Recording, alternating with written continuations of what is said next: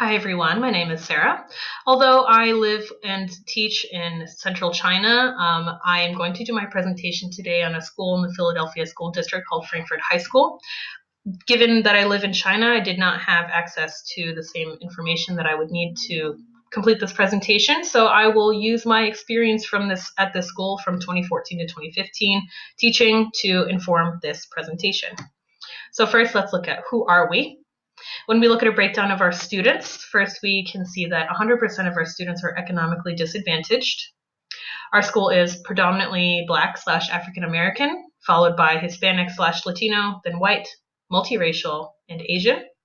Our students are predominantly male, about 58% male and about 42% female. The percentage of our students who are English language learners is also increasing, currently at 16.7%, and the main home language for our ELLs is Spanish. Also, we have 34.7% of our students that have a specific learning disability or an intellectual disability as well. Something to consider when looking at this information is that even though our student population is predominantly Black and Hispanic, our teaching staff is predominantly white and predominantly female. So currently our teaching staff does not look like our student population. A trend also that's currently happening in the district and in our school is that the rates of enrollment are decreasing. So this is due to a number of factors. First, we can see that the students who live in the school's catchment area, who attend this school, it has been steadily decreasing, and from 2017 to 2018 there was quite a steep decrease, and more students are coming from outside of our catchment area. This is a trend happening across the city on the whole, at large. Students are increasingly attending charter schools, different catchment schools, and citywide schools. And here we see that currently, aside from attending another type of school, attending an in-catchment school is increasingly unpopular and not the case. More students and families are choosing to send their kids elsewhere for their education. How do we do business? To answer this question, we're going to look at surveys of students, teachers, and parents. We should note when we are considering the validity of these responses that we did not have 100% response rates from students, teachers, or parents, especially parents. So let's go ahead and take a look at what we did find. Now here we're looking at students who are talking about how they're perceiving what they're learning at school. Does it help them prepare for college? Are they learning skills that will help them when they're older? And are they learning skills that will make their community better? And what we see is that across the board, we are below the average. However, if we look in detail, we can see that students who agree and strongly disagree outnumber those who disagree or strongly disagree. So there is a silver lining there. Looking at parents and their perception of the school and the teachers, particularly let's look at questions 2 and 3. Teachers encourage my child to read outside of school and give helpful comments on homework, classwork, and tests. Again, in these two regards, we are markedly below the citywide average, and so these are two areas in which we can certainly improve, especially to build our students' literacy. As far as student perception of what they're learning in school, on the whole, it seems that students have a fairly positive perception of teachers, which is great. They feel that teachers generally explain information in a way they understand, have high expectations, and encourage them to work hard. Now, even though we're still below the city average, we're much closer in this regard, and that is great.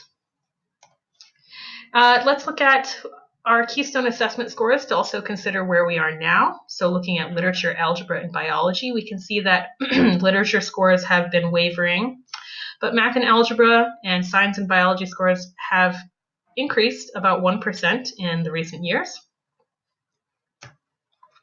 Looking at school climate, we can see that our attendance, students who attend 95% of days or more, that number is quite low. However, we have 85% of students that have gotten 0 suspensions. And then as far as the number of serious incidents that had to be reported to district police, there were a whopping 144 this year, although as we can see from the chart, that number was much higher in 2015. So let's talk about our strengths and areas for improvement now that we've looked at the data. The student perception of teachers is generally on average with the district. Most students believe teachers have high expectations and encourage them to work hard, either choosing strongly agree or agree. This is very positive. It's very important that our students and teachers have a good relationship and that our students believe that teachers are there for them and trying to help them. It's also positive that our algebra and biology Keystone proficient scores are rising. Let's look at areas for improvement. Now, even though we do have strengths, there are many areas that we can improve on. So, yes, teachers have high expectations and encourage our students to work hard. How can we translate that into academic results? As far as students understanding what teachers say, only 43% of students strongly agreed that teachers explain things in a way that they understood most of the time. This may go back to the fact that, again, our teachers are predominantly white and female, and our students are predominantly not. So how can we make our classrooms more culturally responsive so that students are able to really fully comprehend, understand, and engage with what they're learning? Third, and a very pressing issue, is we need to more effectively address the social emotional needs of our students. If we do not do this, then our students are simply not going to be able to learn. So how can we have better support systems in place to meet those needs so that when our students enter the classroom, they can be fully present? Fourth, our graduation rate has certainly increased. A few years ago, it was below 50%. Now it's 55%. That is a great increase. So how can we keep that going? What can we do to get that number up to our district goal of 100%? Why do we exist? This I pull from my experience at the school, talking to teachers, the principal, and the vice principal.